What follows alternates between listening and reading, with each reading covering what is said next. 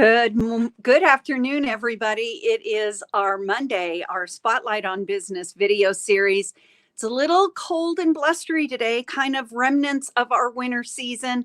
And so we are in the perfect place to have our Spotlight on Business video today.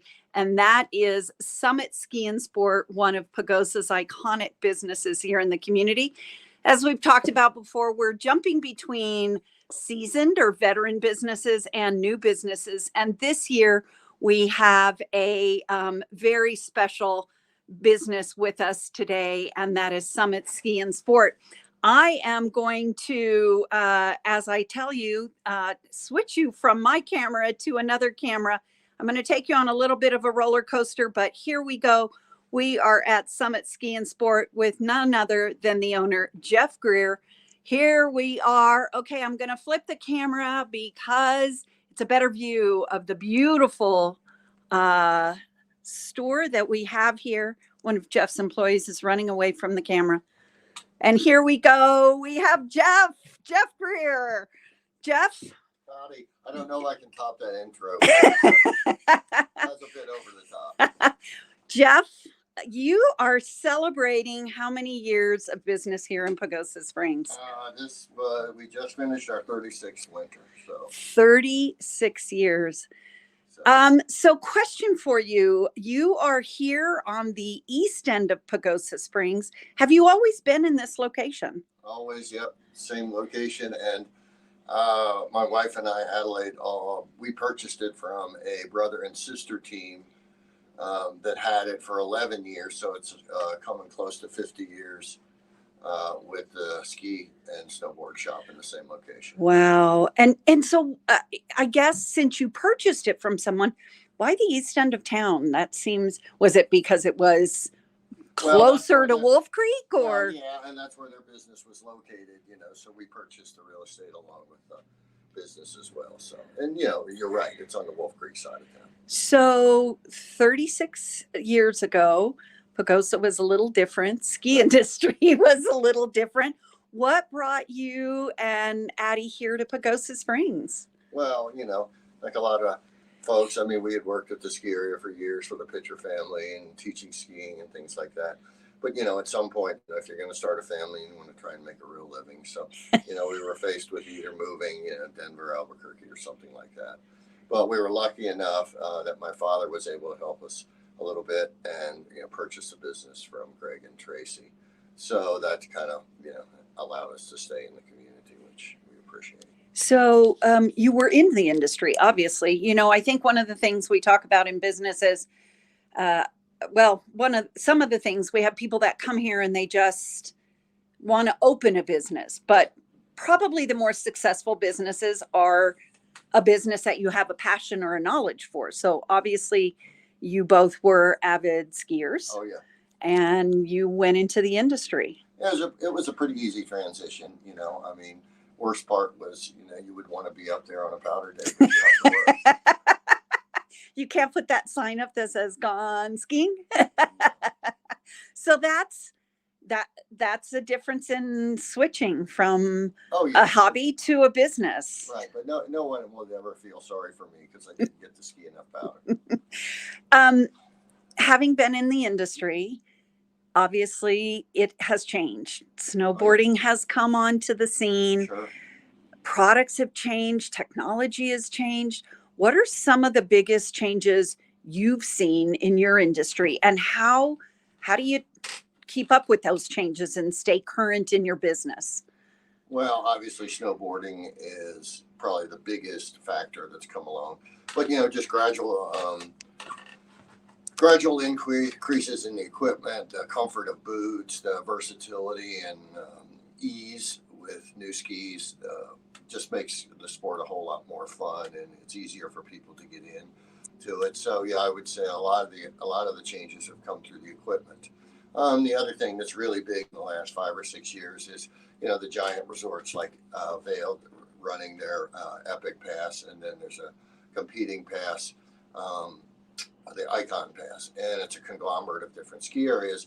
But you buy the pass, but that's really changed the dynamics of skiing. While it's affordable, it's really changed the crowds at a lot of different ski areas.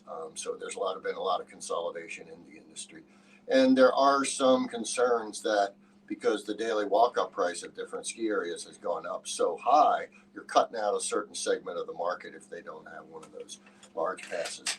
Fortunately, we don't have to deal with that. The Pitcher family is, it's a family-owned operation, which makes it really, really special for our community, and very flexible, and they follow the industry trends as well. But so we're lucky to be at Wolf Creek. Yeah.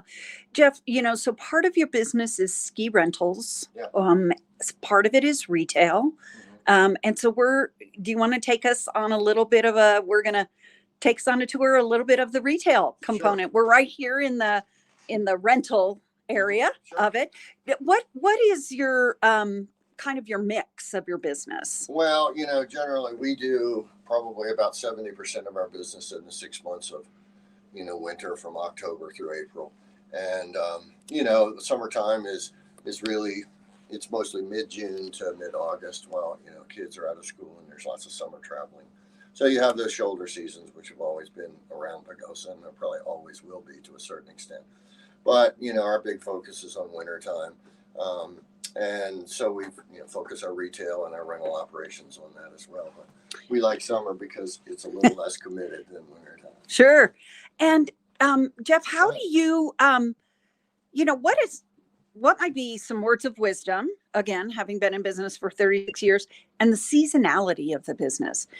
Businesses come in and they think, wow, it's going to be great 12 months out of the year, and it's just not. Well, what I would say is, anticipate, a couple of months in the spring, April and May, being pretty slow. And the same thing with September, October, although the fall has improved a little bit.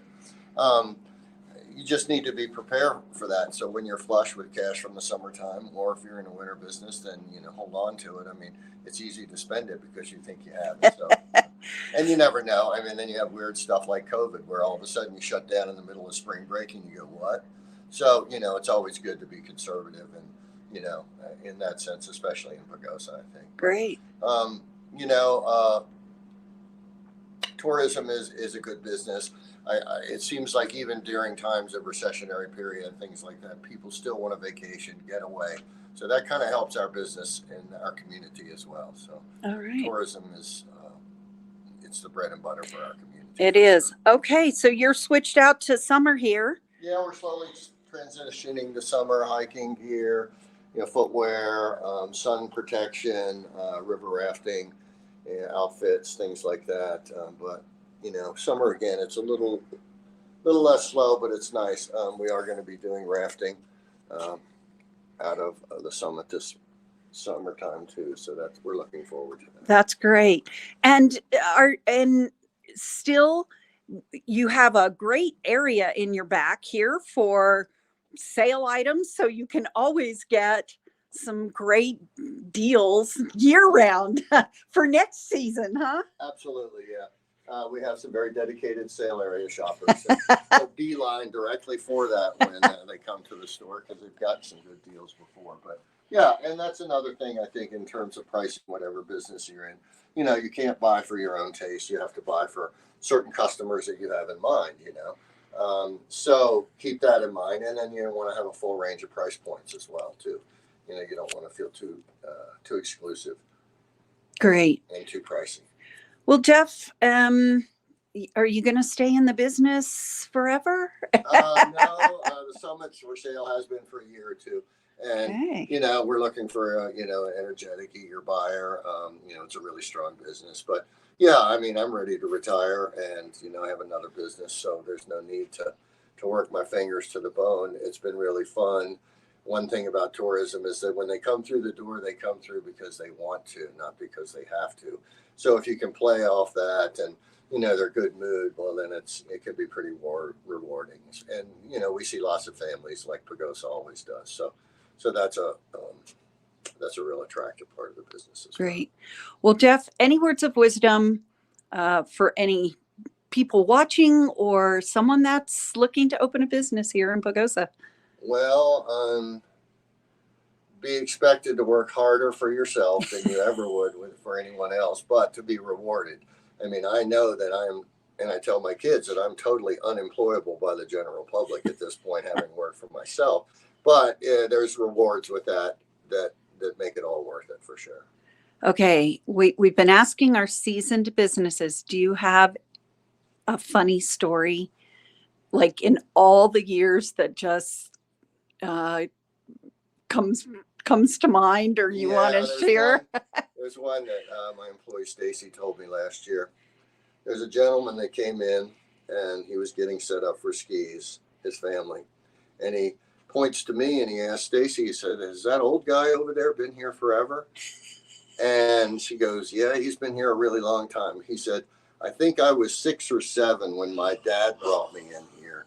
And now I'm bringing my 6-year-old son back to ski." So that's a good indication it's time to retire.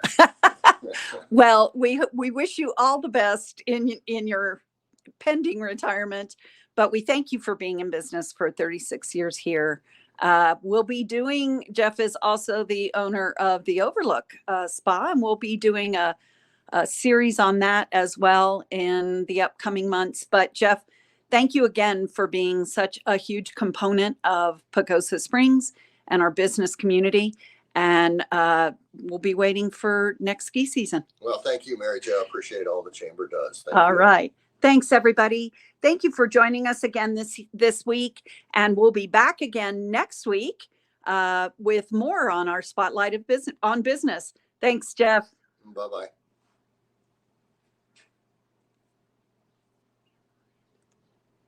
Get it. I can't get it to end. No, there it goes, I think. No.